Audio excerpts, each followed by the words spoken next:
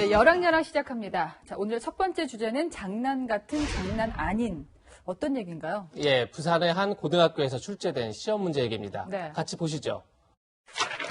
예, 고등학교 3학년 한국사 시험 문항입니다. 보아라 파국이다. 이것이 검찰이다. 거봐라 안 변한다. 알아라 이제 부디. 거두라 그 기대를 바꾸라 정치 검찰.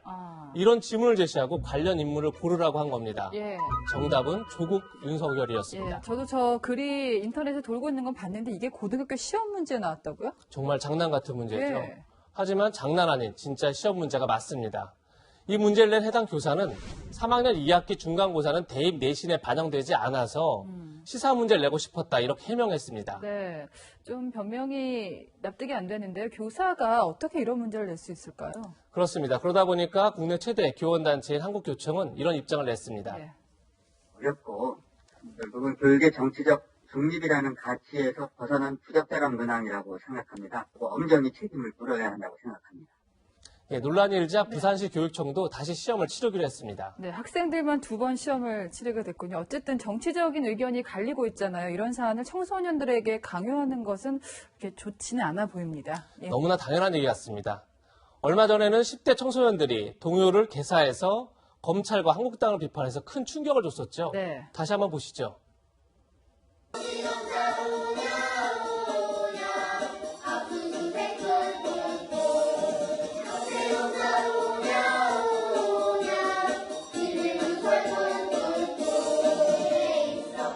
한국당은 어제 이 동영상을 만든 단체를 아동학대죄로 고발했는데요. 네. 아이들을 정치적 도구로 삼는 그런 일만은 하지 말아야겠습니다. 네. 자, 두 번째 주제입니다. 제목이 시한 폭탄. 예. 어떤 폭탄인가요? 예, 지난 4월 국회에는 망치, 빠루 이런 게 등장하지 않았습니까? 그렇죠.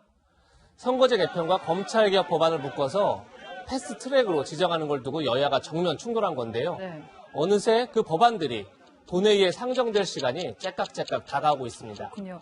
이번에는 뭐 법안 처리를 바로 앞두고 있으니까 더 정면 충돌할 수밖에 없을 텐데요. 지금 본회의 상정하겠다는 시점이 언젠가요?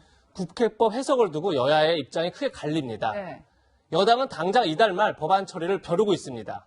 국회 처리가 카운트다운에 돌입했습니다. 이달 29일이면 국민의 명령인 사법개혁 법안을 처리할 수 있게 되었습니다. 오늘은 검찰 사법개혁 패스트트랙 D-18일이 됩니다.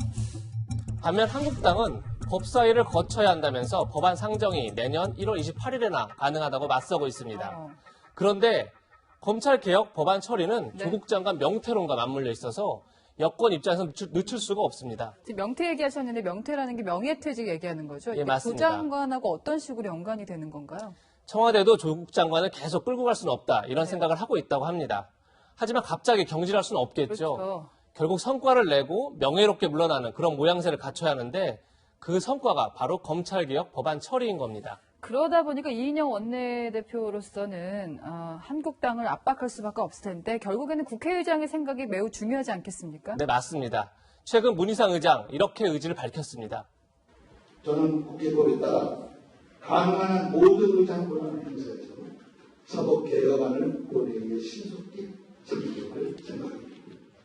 예, 들으신 것처럼 문 의장이 신속 처리를 강조하자 홍준표 전 대표가 나섰습니다. 네. 문 의장이 지역구를 아들에게 물려주려고 정권의 신여를 자처했다 이렇게 독소를 퍼부었는데요. 네. 문 의장 측도 발끈했습니다. 무슨 지역구 세수 때문에 이걸 이의를 한다는 게 말이 되겠습니까? 이건 수당투하는 멘트이기 때문에. 예, 오늘의 한마디는 혁명보다 어려운 개혁으로 정했습니다. 네, 그 개혁을 대화와 타협을 할 수 있다면 얼마나 좋겠습니까? 지금까지 여랑야랑이었습니다.